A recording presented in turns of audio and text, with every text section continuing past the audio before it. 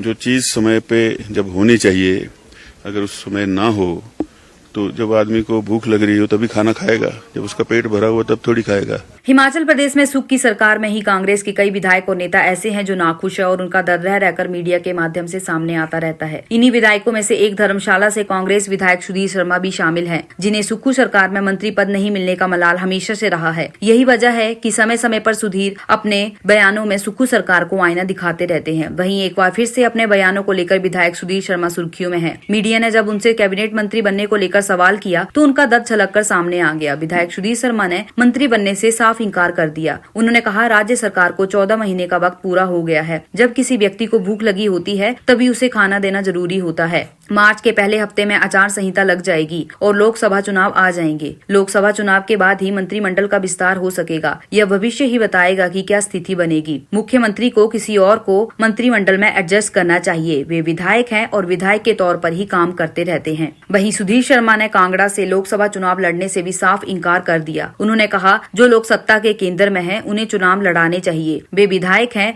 और अपनी विधानसभा क्षेत्र तक ही सीमित हैं। ऐसे में लोकसभा चुनाव नहीं लड़ सकते हैं। बता दें कि सुधीर शर्मा पूर्व में भी मंत्री रहे हैं और इस बार भी उनके मंत्री बनने की चर्चाएं जोरों पर थी, लेकिन सीएम सुखविंदर के मंत्रिमंडल में उन्हें शामिल नहीं किया गया। सुक्खू कैबिनेट में 2 मंत्री बाद में बनाए गए, लेकिन उसमें भी उनका नाम शामिल नहीं था। हालांकि एक मंत्री का पद अभी भी खाली चल रहा है। वहीं मुख्यमंत्री ने सुधीर शर्मा को मंत्री बनाने के संकेत सदन में दिए हैं, लेकिन अब सुधीर शर्मा ने मंत्री बनने से इंकार कर दिया है। भविष्य के गर्भ में क्या छिपा है किसी को नहीं पता। मुख्यमंत्री के इस बयान के बाद एक बार फिर सुधीर शर्मा के मंत्री बनने की चर्चा तेज हो गई, लेकिन सुधीर शर्मा ने मंत्री बनने से साफ इंकार कर दिया और सीएम सुक्खू को किसी और विधायक को मंत्री बनाने की सलाह दी। देखिए, ये राजनीति है।